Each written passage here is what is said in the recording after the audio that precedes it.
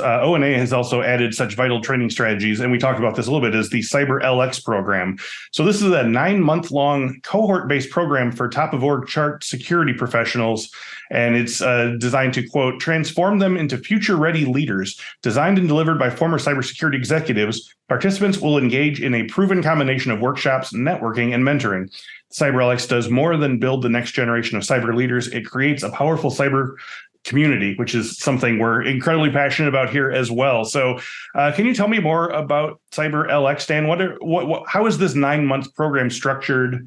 Can you tell me how it helps to keep participants can keep themselves accountable during such a long duration, and also what they should expect to have amplified and improved by the end of the program? Yeah, certainly. CyberLX, the cyber leadership experience. Let me talk about why it matters first, and then I'll answer your question if you're okay. So please. Here's why it matters. The folks from Lightcast, if you haven't had them on your podcast, you really should. They've got some amazing insights. They're the ones who do the CyberSecurity report. So anyways, Lightcast has this one data point that just tells the story. Today in cyber, only 22% of people leading cyber teams at each level, only 22%, Chris, have prior management experience. Right. That's a problem. That's a tremendous risk to the organization. And, we've seen this before. This was IT circa 20 years ago, right? Mm-hmm. Promote our smart technical people. And here's the problem. If we don't do a good job of preparing them for the next role, guess what happens, right? They fall back. They wipe out. Yeah. They wipe out. They fall back to their comfort zone, to what they always did. And, this is the game of dominoes. And, dominoes fall one of two ways. Mm-hmm. Right? I'll tell you how that works in this area. One is we don't prepare our people to become managers and leaders, right? Yes. So managers are showing up as individual contributors. Directors are showing up as managers. They've got to fall back and do that work, because it's very important work.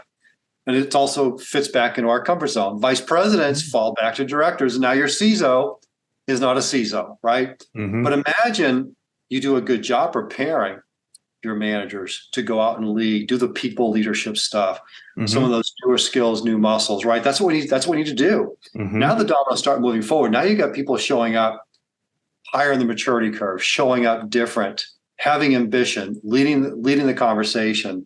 And so those dominoes really matter today. Unfortunately, in most organizations, the dominoes are going in the wrong direction. So we need that 22% to be over 50% really soon, or our companies are taking on risk just by the fact that we don't have people leading cyber who aren't leaders. Right. So, as I say that, it becomes incredibly intuitive, right? It just makes a lot of sense. Right. So CyberLX was an outcome of a sister program called TechLX. TechLX is the technology leadership experience. Yep. Deliver about 25 cohorts around the world every year. So big deal. We serve a lot of mid-level, manager, direct level folks.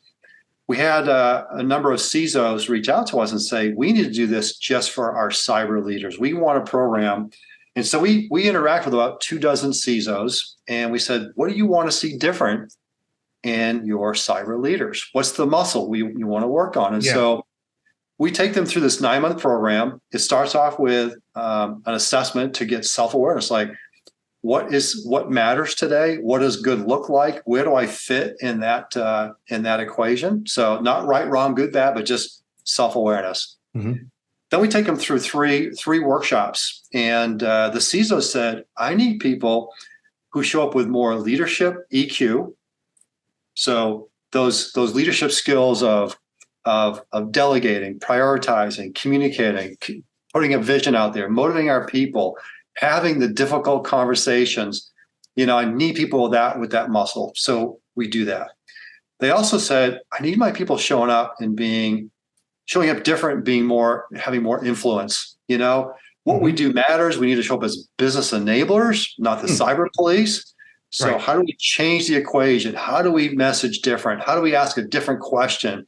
How do we show up as those business folks who happen to do cyber? Those we call those the consultative influence skills. Yeah. In the third area, no surprise, a big Achilles in our cyber world, it's communication.